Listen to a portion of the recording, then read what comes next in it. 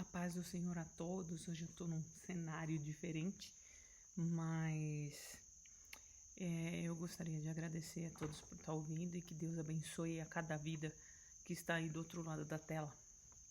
Amém? Hoje eu quero falar de Lia e de Raquel, né? Duas irmãs que foram casadas com o mesmo homem, não? E houve uma rivalidade eterna aí entre as duas, de querer ter o amor do marido e uma querer ser mãe e não poder. Então, eu vou aqui iniciar com Raquel, tá? Lógico que depois que Jacó trapaceou aí com seu irmão, tomou a sua primogenitura e fugiu então de Esaú, o seu próprio pai disse para ele ir para Padã Arã e tomar uma mulher de lá, que ele não tomasse uma mulher dali.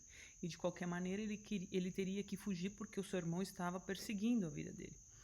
Então ele foi, com a bênção do pai e da mãe. Jacó foi se encontrar com as filhas de Labão, né? Porque o seu pai tinha dito para ele ir até Labão, irmão da sua mãe, que ir tomar da família ali uma esposa. E então foi Jacó. E Jacó chegando ali no poço, a primeira mulher que apareceu, quem era? Raquel. Além de linda e encantada aos olhos dele, foi amor assim à primeira vista.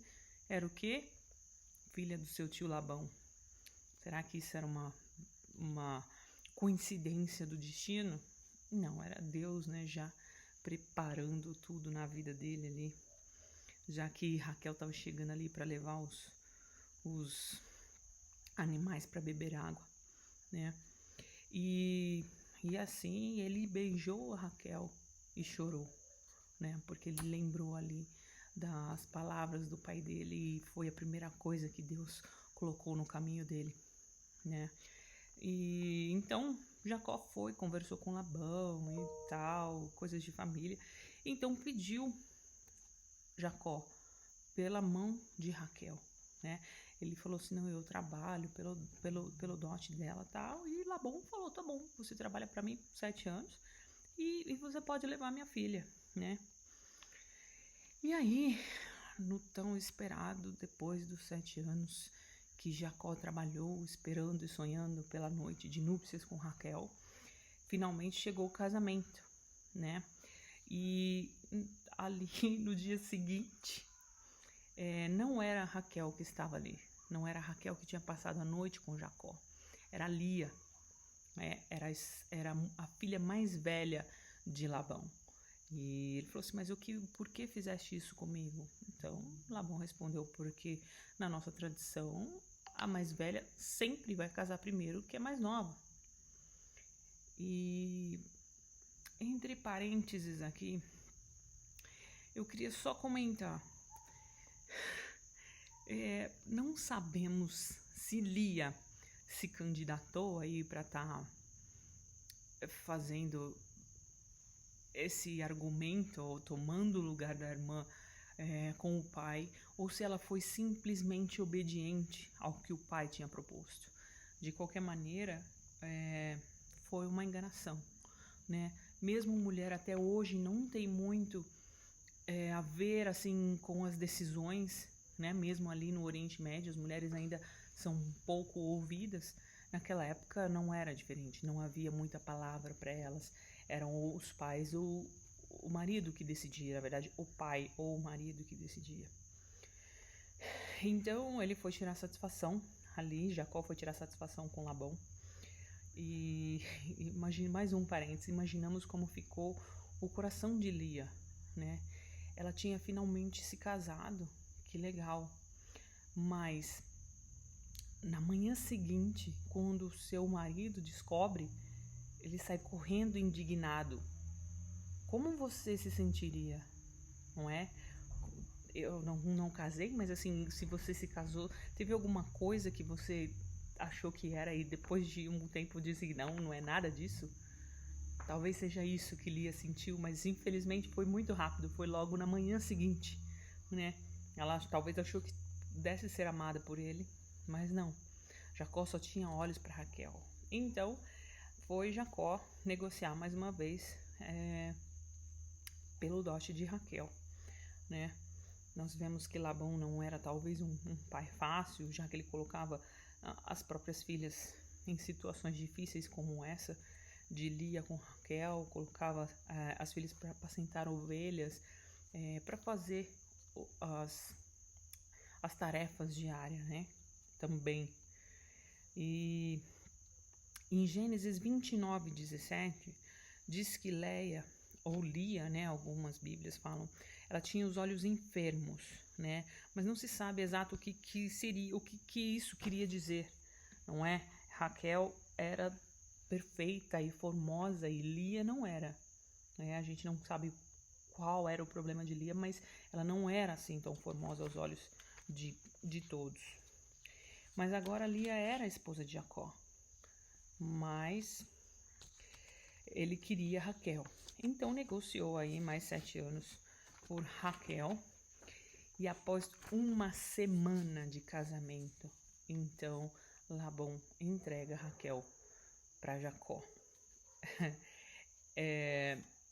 Eu não sei ao certo o que deve ter ali nesse momento, se Jacó se lembrou do que ele fez com o irmão dele, porque foi uma enganação, assim como Labão enganou a ele em relação a Lia e Raquel, mas Jacó também enganou seu irmão Esaú, não é? Não estou falando aqui que aqui se faz, aqui se paga, mas provavelmente ele parou para refletir no que ele também tinha feito, né? E Lia não era amada, ela não era desejada e ela menos ainda era procurada por Jacó. Então, vemos na Bíblia que diz, mas vendo o Senhor que Lia era desprezada, fê-la fecunda, ao passo que Raquel era estéril. Então, independente de Raquel ser a linda e a preferida de Jacó, ela não podia ter filhos. E no Oriente Médio, a mulher que tem filhos é uma mulher de boa qualidade, vamos dizer assim, né? E principalmente se os filhos são homens. E essa era uma cultura que talvez esteja morrendo de agora para frente, mas era uma cultura sempre muito forte. E se a mulher desse logo o primeiro filho homem, então era uma festa gigantesca. Queria dizer que o ventre dela era muito bom. Então, Deus viu a dor ali de Lia, né? Deus viu que ela era desprezada e então deu aí um privilégio a ela de ser mãe. Então se inicia aí mais uma vez a orquestra da descendência de Jacó e sucessivamente até chegar a Jesus Cristo, né? Deus poderia ter feito Lia bonita como Raquel? Sim, mas os planos dele não são os nossos, né? Ele precisou ver o sofrimento de Lia para então entrar com o favorecimento para com ela, né? Porque em Isaías 55 ele diz, né? Porque os meus pensamentos são mais altos que os vossos pensamentos. Deus mostra seu poder no meio do desconfortável. Lia era desfavorecida na beleza, mas foi mãe 7 vezes antes que a sua irmã belíssima pudesse engravidar, né? Naquela época, ser mulher sem filhos era realmente uma vergonha para ela, principalmente, né?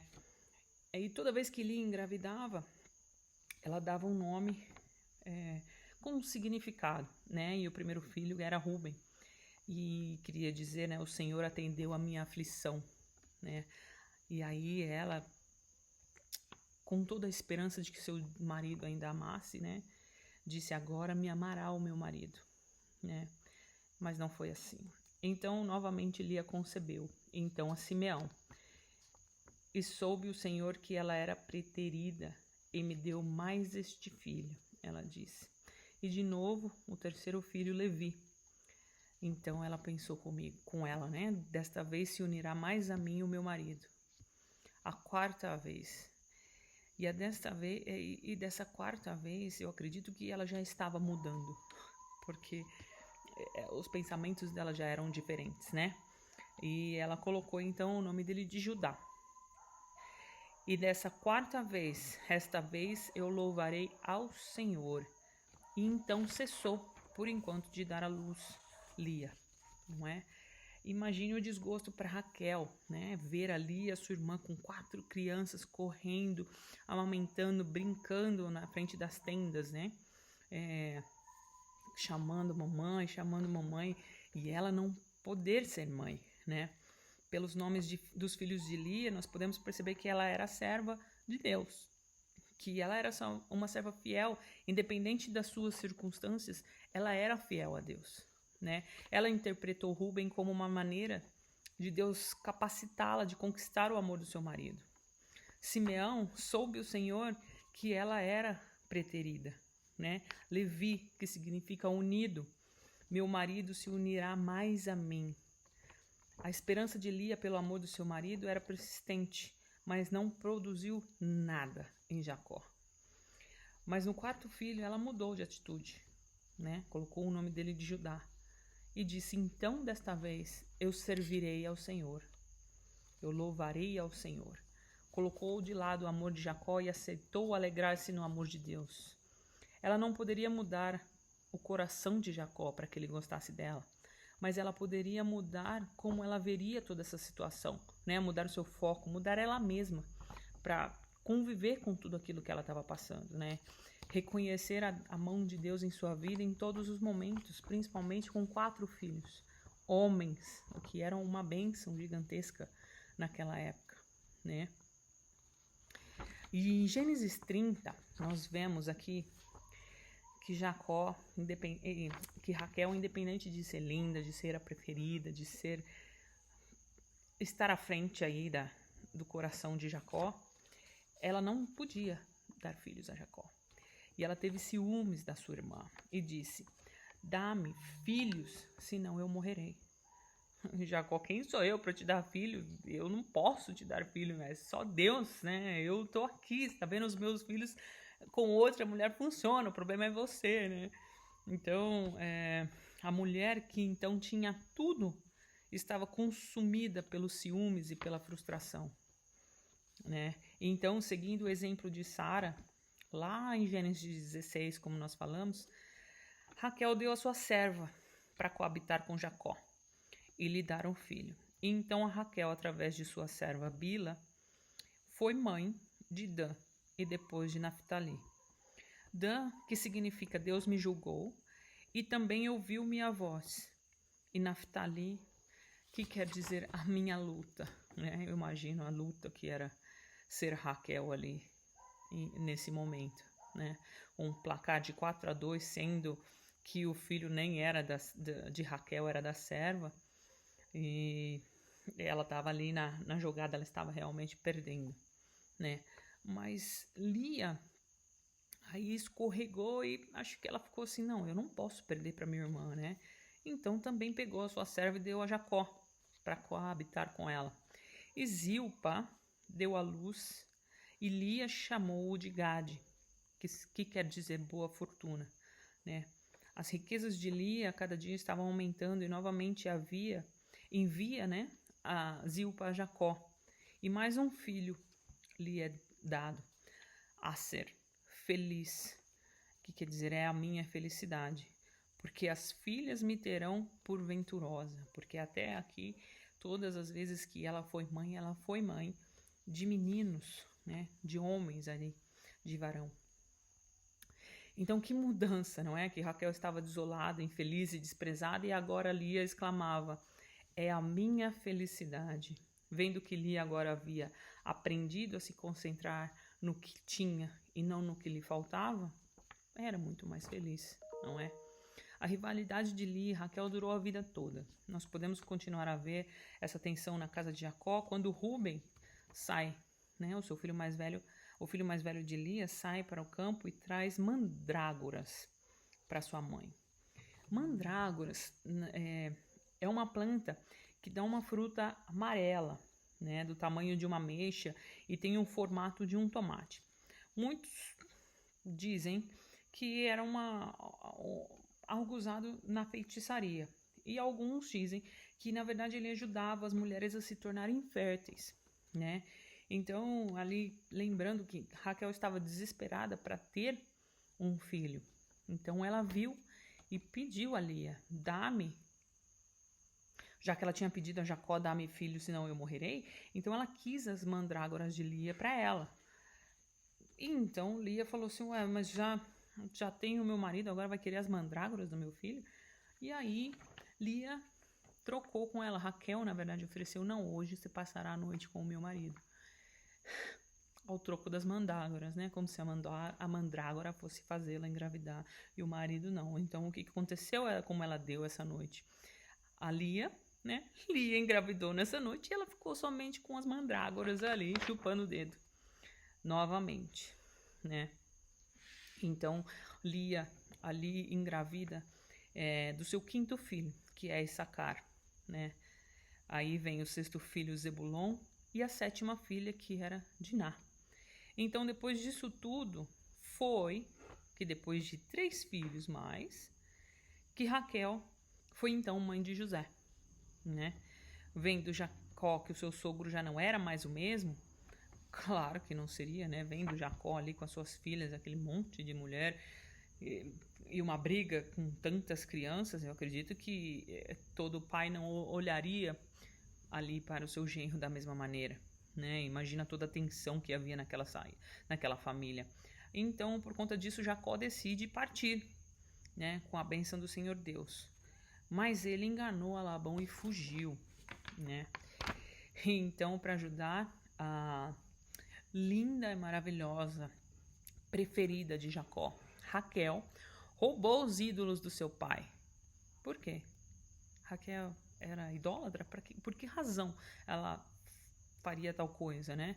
E infelizmente ela não só roubou, como ela mentiu e enganou seu pai, porque quando seu pai entrou na tenda para procurar, né, os ídolos dele, ele foi visitar ali, né, revistou ali tudo, e quando ele chegou na tenda de Raquel, Raquel escondeu debaixo de suas roupas ali, sentou em cima e falou assim: eu estou no incômodo das mulheres. É lógico que nenhum homem no Oriente Médio, no período menstrual da mulher, ele não pode tocar a mulher, porque isso quer dizer que ela está imunda. Então ela não pode, ela não deve ser tocada. Então, claro que seu pai respeitaria tudo isso. E então ela escondeu e o seu pai se foi, né? Um pouco mais à frente, em Gênesis 33, Jacó repartiu a sua família. Quando ele foi encontrar Esaú, né? Eu acho que ele estava com tanto medo de morrer ali, que ele acabou, quando ele estava chegando perto de Esaú, com todo o seu exército ali, ele dividiu a sua família em ordens, assim, vamos colocar as servas e os filhos das servas à frente, Leia e os seus filhos logo atrás, e Raquel e José por último. O que nos mostra a distinção, o tamanho do grau de importância no coração de Jacó. E ainda era a preferência por Raquel, né? Mesmo depois de 7 filhos com Lia. Em Gênesis 34, diz que Lia, como mãe, ainda passa por uma outra tristeza, né? Sua filha Diná é aí estrupada, né? Ela é ali molestada por um homem, e por conta disso, seus irmãos enganaram a Amor e a Siquém e entraram na cidade, né? Pediram para que ele para fazer parte da família, pela desonra que tinha feito com Diná, para fazer parte da família, eles tinham que ser circuncidados. E depois, no terceiro dia, já que os homens ali estavam fragilizados com a dor da circuncisão, então eles entram na cidade, matam todo o varão, saqueiam as cidades. E aí a gente pode imaginar quanto desgosto não deve ter sido, não só para Lia, mas também para Jacó. Não só o problema da menina ter sido desonrada por um homem, mas também pelos seus filhos se vingarem tão cruelmente,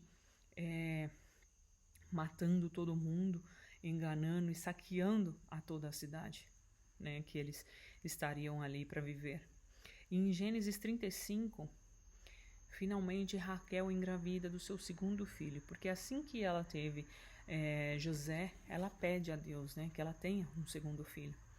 Né, e ela teve muitas dificuldades no parto, eles estavam sempre viajando e eles estavam viajando nesse momento que ela começou a ter dores de parto, né? E com isso ela veio a falecer, tendo assim seu tão desejado segundo filho, mas não viveu para desfrutar ali o seu filho, né? E aí nós vemos que Lia finalmente tem a chance de ser a mulher preferida ali de Jacó, né? Não tinha mais a Raquel no caminho. Talvez seria a única chance da vida dela de poder finalmente desfrutar e fazer o amor de Jacó por ela valer, né? Nós não sabemos, porque a Bíblia não relata se ela foi amada ou não por Jacó em algum ponto da vida, mas por ele ter pedido que ele fosse enterrado na mesma sepultura onde estava o corpo de Lia, que é em Gênesis 49, talvez nos mostre, né, o quanto ela foi fiel a ele, leal, mesmo apesar das circunstâncias que ela viveu a vida inteira com a sua irmã desfavoravelmente. Ela não desistiu de ganhar o amor do seu esposo, né? Lia foi mãe de 6 filhos, né, diretos de Jacó. E na verdade foram 7 filhos com Diná, né? Mas 6 desses filhos diretos chegaram a ser patriarcas, né? Das 12 tribos de Israel, de Judá veio Davi, no qual veio Jesus, e de Levi veio Moisés e Arão. Então, das 12 tribos de Israel, ali, 6 dessas tribos vieram de Lia. Ao pensar em Lia, nós podemos ver que foi um grande exemplo para a nossa vida, porque não vemos na Bíblia queixas sobre a sua aparência, sobre a amargura, sobre o rancor por tudo que ela passou no seu casamento, mesmo que havia ali uma competição entre as duas irmãs, mas Lia parece haver sempre feito o que era correto e por isso Deus a abençoou, né? Nós hoje devemos ver as nossas circunstâncias, examinarmos as nossas vidas, quando tudo é desfavorável a nós, o que nós fazemos? Né? Nós murmuramos, nós ajoelhamos, nós entregamos a Deus, ou nós fazemos por nós mesmos, tomar aquela decisão por nós mesmos. Então, temos aí que pensar nos exemplos dessas mulheres, né? Como elas eram favoráveis ou desfavoráveis na época que elas viveram, o que elas passaram e o que todas elas têm para nos ensinar, né? Raquel ali queria tanto um segundo filho que não viveu o suficiente para desfrutar dele, né? Uma observação aqui que eu coloco como por Raquel, um pouco mais à frente, quando José já estava lá como rei do Egito, ele diz a Jacó sobre o sonho que ele teria, que os seus irmãos e seu pai se prostrariam diante dele. E na Bíblia diz que Jacó, naquele momento, falou assim: eu, a sua mãe e os seus irmãos nos prostraremos diante de ti.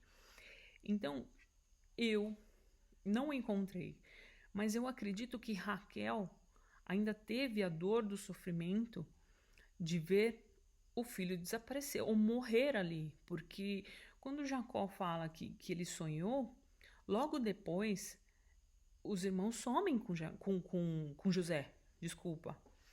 E José, eles jogam ali José no poço e somem e falam que o José morreu. Então eu acredito que nesse momento Raquel ainda estava viva, né? Então eu imagino a dor que essa mulher também passou, né? E aí ela teve então, engravidou de Benjamim, que foi então o favorito de Jacó, né? Quando a José foi então aí desapareceu, Benjamim ficou como favorito de Jacó. Mas essas mulheres sofreram, sim, não, a gente pode ver, não, a morte de filhos ou a molestação de suas filhas, ou filhos assassinos e ladrões, exploradores e muitas outras coisas que elas passavam dentro da casa delas e ao redor com as servas, com os filhos das servas, entre si.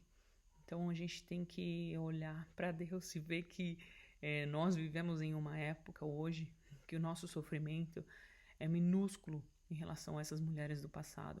Hoje nós temos privilégios gigantescos de ser mulher e estar aqui falando da palavra de Deus.